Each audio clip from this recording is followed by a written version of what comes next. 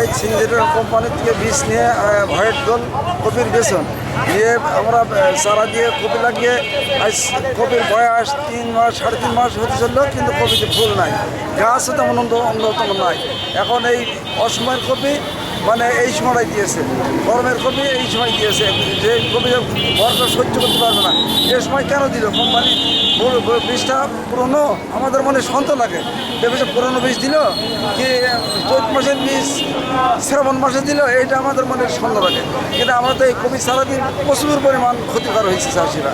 এখন এই চাষিরা ক্ষতিকর, আমরা এই কোম্পানির কাছে আমরা ক্ষতিপূরণ চাই। সিনজারের হোয়াইট গোল্ড কপি বেসন দিয়ে হলো লাগাইলাম, সেটা আজকে 3 মাস লাগাইছি, মানে 90 দিন বয়সে গেছে। আজকে ফুল কিন্তু আসেনি, মানে হবে কি না সম্ভব নেই, কিছু ভাঙে ফেলা গেছে, মানে মাঠে ভাঙে ফেলা গেছে, কিছু আছে এই অবস্থা, মানে ফুল না হওয়ার সম্ভাবনা বেশি।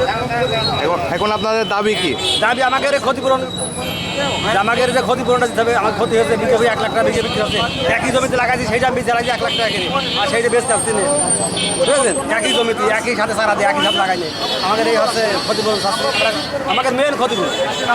তাছাড়া আর কি কৃষক আমাকে কী অবস্থা, আমাকে তো এটা নির্ভর, অন্য কিছু ইয়ে নেই, নির্ভরই নির্ভর। এটা যদি না হয় আমরা আরেকটা আবাদ করবো কি দিই, এটা না হলে আরেকটা আবাদ করতে হবে।